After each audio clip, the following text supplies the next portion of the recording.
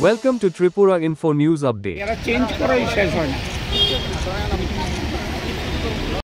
একটাই আমরা অনেকদিন দীর্ঘ 2022-এ আমরা ফিজিক্যাল ক্লিয়ার করেছিলাম, তারপর আমাদের রিটেন হয়, তারপর আমাদের ভাইভা হয়। তো সব কিছু ক্লিয়ার করার পর আমাদের মেরিট লিস্টটা বেরিয়েছিল এপ্রিল মাসের 3 তারিখে। তো এটা অনেক লেট হয়ে গেছে, প্লাস আমরা এখানে যে ক্যান্ডিডেটগুলি আছি সবার ওভারহেজ হয়ে গেছে আর কি। তো আমরা এটাই চাই, মাননীয় মুখ্যমন্ত্রীর কাছে একটাই দাবি চাই যে আমাদের একটু ওয়েটিং লিস্টটা যাতে দেওয়া হয়, কারণ আমাদের সাথে এরকম ক্যান্ডিডেট আছে যারা এসএসসিতে অলরেডি চাকরি পেয়ে গেছে। তো আমরা চাই যদি ওদের জায়গাতে আমাদের পোস্টগুলি দেওয়া হয় তাহলে আমাদের মতো পরিবারগুলি বেঁচে যাবে, প্লাস আমাদের ফিউচারটাও একটা জায়গায় যেয়ে পৌঁছবে। তো এই দাবিতে আমরা সম্মিলিত হয়েছি। আর আরেকটা দাবি, যেহেতু আমাদের যে ইন্টারভিউ প্রসেসিংটা অনেকটা লেট হয়েছে, 3 বছর লেগেছে, এটা যদি মুখ্যমন্ত্রী আমাদের এজ রিল্যাক্সেশনটা একটু দিত, নেক্সটে যেই আসবে 916টা পোস্ট আসবে ওরা জানিয়েছে, তো এটাতে যদি সবাইকে এজ রিল্যাক্সেশনটা দিত তাহলে সবাই উপকৃত হতাম, আমরা সবাই আবার ইন্টারভিউ দিতে পারতাম। আর এখন মূলত আমাদের একটাই দাবি, যারা আমাদের এসএসসি জিডিতে সিলেক্টেড হয়ে গেছে তারা আবার ত্রিপুরা পুলিশে সিলেক্টেড হয়েছে, ওদের জায়গাতে আমাদের যদি জয়েন করাতো তাহলে আমরা খুব উপকৃত হতাম। মাননীয় মুখ্যমন্ত্রীর কাছে আমাদের সবাই হাত জোর করে একটাই দাবি, স্যার প্লিজ আমাদের ওয়েটিং লিস্টটা দিন। যেহেতু আমরা এখানে যারাই আছি এখান থেকে যদি 2 জন 3 জন 5 জনও যদি চাকরি পাই, আমাদের পরিবার আমরা সবাই বেঁচে যাব। এই আবেদনে আমরা আজকে সবাই সম্মিলিত হয়েছি। আমরা আজকে হেডকোয়ার্টারে গিয়ে একটা অ্যাপ্লিকেশন করব, যদি ওরা আমাদের দিকে একটু তাকায় বা একটু যদি উপকার করেন তাহলে আমরা অনেকটা উপকৃত হব। সবাই মিলে এই দাবিতেই আমরা আজকে সম্মিলিত হয়েছি। পোস্টটা কী ছিল এবং কতগুলি পোস্ট ছিল? পোস্টটা ছিল ত্রিপুরা পুলিশ কনস্টেবলের 1000 পোস্ট ছিল।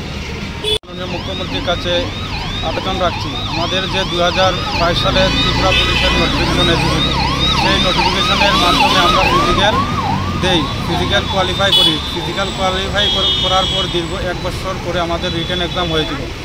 রিটেন এক্সাম হওয়ার আরও দীর্ঘ 1 বছর পরে আমাদের ভাইভা হয়। ভাইভা কমপ্লিট হওয়ার পরে গত এপ্রিল মাসের 3 তারিখ ত্রিপুরা পুলিশের ফাইনাল মেরিট লিস্ট পাবলিশ করা হয়।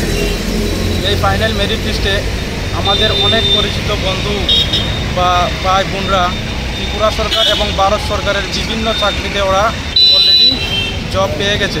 যেহেতু প্রসেসটা 2.5 থেকে 3 বছরের বেশি সময় লেগেছে, এই মধ্যবর্তী সময়ে অনেকেই এসএসসি জিডি বা ত্রিপুরার আরও বিভিন্ন চাকরিতে ওরা যোগদান দিয়েছে।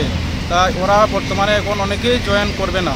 সেই জায়গায় যদি আমরা যারা দীর্ঘ মেহনত করার পরে 1-2 নাম্বার বা কিছু পয়েন্ট নাম্বারের কারণে আমরা ফাইনাল মেরিট লিস্টে আমাদের নামের তালিকা জায়গা করতে পারিনি, আমাদেরকে যদি ওয়েটিং লিস্ট দেওয়া হয় তাহলে আমাদের অনেকটা পরিবার উপকৃত হবে এবং আমরা আমাদের পরিবারের পাশে দাঁড়াতে পারবো। এটা আমি আপনাদের মাধ্যমে রাজ্যের মাননীয় মুখ্যমন্ত্রী ও ত্রিপুরা পুলিশের মহানির্দেশক মাননীয় ডিজিপি মহাশয়ের কাছে আবেদন রাখছি। এছাড়া আমরা যারা 2022 সালে ত্রিপুরা পুলিশে 6000-এর মতো ক্যান্ডিডেট ফিজিক্যাল কোয়ালিফাই করে রিটেন কোয়ালিফাই করেছি 4975 জন।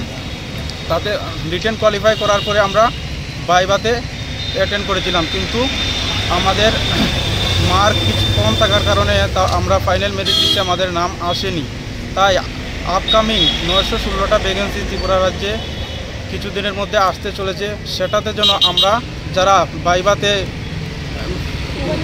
ভাইভাতে কোয়ালিফাই করতে পারিনি এবং ফাইনাল মেরিট লিস্টে আমাদের নাম আসেনি, আমাদের যেন ওয়ান টাইম এজ রিলেশন এর ব্যবস্থা করা হয়। কারণ আমাদের সকলেরই মনের ইচ্ছা আমরা ত্রিপুরা পুলিশে যাব, আমরা ত্রিপুরা পুলিশে গিয়ে ত্রিপুরা রাজ্যের আইন শৃঙ্খলা রক্ষা করব, সেটা আমাদের সকলের ইচ্ছা। কিন্তু আমাদের বর্তমানে যে প্রসেসিংটা লেট হচ্ছে তাতে আমরা একটা ইন্টারভিউ একবারের বেশি 2 বার দিতে পারছি না। তাই আমাদের সকলকে যেন ওয়ান টাইম এজ রিলেশনের ব্যবস্থা করে দেওয়া হয়, সেটা আমি আপনাদের মাধ্যমে রাজ্যের মাননীয় মুখ্যমন্ত্রী মহাশয়ের কাছে আবেদন রাখছি। নমস্কার।